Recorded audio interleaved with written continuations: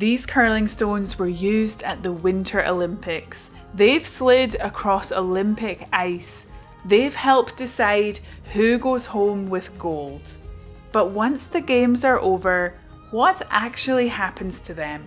Today, I'm inside the only factory in the world allowed to make Olympic curling stones to find out what happens to the curling stones after the games.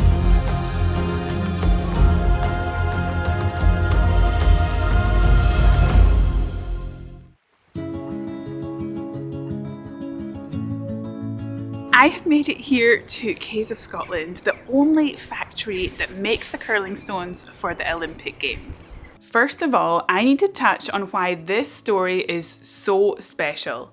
Just off the west coast of Scotland, not far from this factory, is a small uninhabited island called Ailsa Craig. A unique microgranite found only on that island is used to make curling stones, and these are the only curling stones allowed at the Olympic Games. Caves of Scotland have been making curling stones for over 170 years, and they're the only company that holds the lease to extract granite from the island for this purpose. Caves use two different types of granite from Ailsa Craig to make curling stones. The main body of the stone is made from what's known as common green granite. It's incredibly durable and doesn't crack when stones collide on the ice. Then there's the blue hone granite, which is inserted inside and forms the running surface.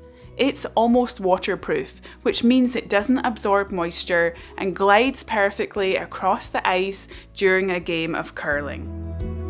Caves of Scotland is now the only curling stone manufacturer left in the UK, and about 2/3 of the world's stones are made here. A single Olympic level stone costs around £750. Multiply that by 16 and you're looking at roughly £12,000 for a full set. And getting those stones ready for the Olympics, that's a process that starts years in advance. We made 164 stones, and out of the 164, 132 eventually make their way to the Olympics. Now we start that journey roughly about 2 years before the Olympic kicks off. So we harvest the material, look for the best quality granite, and then there's a sequence of processes all the way up to launching these stones in where the Olympics is going to be held. So every single emotion we feel is flooding through us once it gets on that ice, right down to depression if it doesn't colour enough. Once the Winter Olympics are over, the story of these stones isn't finished. They are coming back here to Scotland and are being turned into miniature curling stones, so curling fans worldwide can own their very own piece of Olympic history. What we're trying to do is generate revenue both for World Curling and for the IOC and for ourselves that we can put back into the sport. So what we've decided to do is when the stones come back, it'll be a true limited edition of 2,026 pieces, which we'll offer to fans worldwide. And the revenue that we get from that will go into trying to create a heritage centre that we can then show to curling fans worldwide if they want to come here for a tour around our facility. Making the miniature curling stones actually follows a very similar process to the full-sized ones. It starts by removing the handle, then the stone is prepared for cutting. This is how the Olympic stone will come back. We'll then mark it up here into 45 diameter cores. From that point there, we can roughly get about 14 cores out of the stone. Then from there, we'll then core it all the way through. Once the core is fully cut through, it's hammered out from the stone. So after we've cored out from the Olympic stone, we come through here, this is what we're left with, this is one of the cores. As you can see in the core, it's still got a bit of the common green here and a bit of the blue hone. That blue hone there would be part of the running edge. You probably found that this blue hone here is run across the ice at Milano Cortina 2026. Then from there, he'll then put it into the Colchester and he'll start to flush it off. So as you see through here, when it's wet a wee bit, you can actually see the granite comes to life. Of the 132 curling stones sent to the Olympics, around 32 will be turned into miniature versions, while the rest will continue their life on the ice.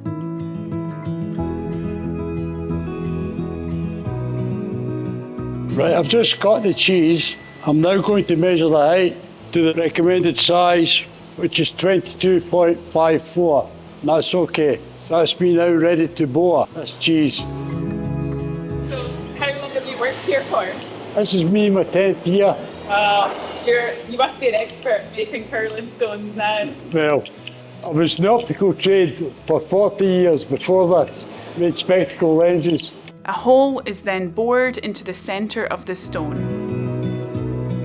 So next in the process is Jim's going to be doing the undercut. As you can see here, he puts a wee undercut on both sides of the stone. So at that point there, he would put a wee marker on here. Then at the point here, that was just so the handle can fit. So the handle, when it gets attached, it sits flush to the stone. He then brings it over here to the 6 spindle. The first process of the 6 spindle here, he's going to do edging. So he'll edge one side, then he'll turn it over, then he'll edge the other side. Then after both sides are edged, he'll then bring it into the next 6 spindle here, and that'll be his shaping tool, which will finally give the stone its wee final shape, looking like a wee mini curling stone. The full-sized curling stones are polished to give them their shine. The miniatures are finished slightly differently. They're sprayed with lacquer to achieve that same glossy look. Once it's dry, the lacquer is sanded away from the running band, so it still looks just like a real curling stone. So each of our limited edition mini stones will come with a handwritten certificate that will tie it back to one of the original curling stones used at Milano Cortina 2026. Every main curling stone that comes out from Case has its own unique number. We will record that number on the certificate of authenticity, and if we create, say, 20 to 25 mini stones from each Olympic stone, it will then have a sub-number of 0 to 20, showing that it is one of 20 stones made from the original curling stone. It then comes through into giftware. At this point here, we'll actually quality control, we'll actually quality inspect, make sure there's no any wee small defects from the stone. These all look perfect. Then from this point here, we'll then get a wee mini hack. And what you find here is, we call it a hack because it's where it's a put-off point for where you put your foot when you're doing curling. They'll put their foot on the hack, and that's where they'll push off from when they're going to release the stone. We put that down here, then we'll put our wee mini curling stone into the centre of this. Then from all the processes we've done from the undercut, we've got our wee pre-made handle, which has got a wee slot on it there, it can only go in one way. And once we put that in there, as you see, finished product.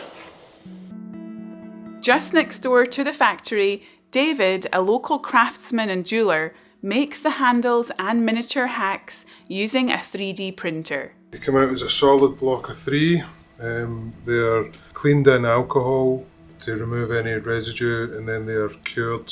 The supports are removed just using hot water. And then they're painted 2 or 3 different coats of paint and then a coat of lacquer, and then they are coloured with the text colour to bring it black, and then lacquered again to seal it all in. David has also been experimenting with Ailsa Craig granite and making jewellery with it. The actual material is really nice to work with. You're able to get a really nice point on it, so bring it to a point, so it just shows how smooth it could be.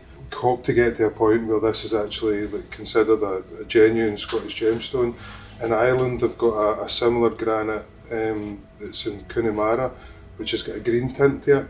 And they sell that as classified as gemstones. So if we can get the quality level of these, which is fairly consistent at the moment, I've got to say, but if we can get the quality level up high enough, then it should be a Scottish gemstone. This is another piece that's part of the new work with the granite. Sabangle, it's got Ailsa Craig cut in the back of every piece again.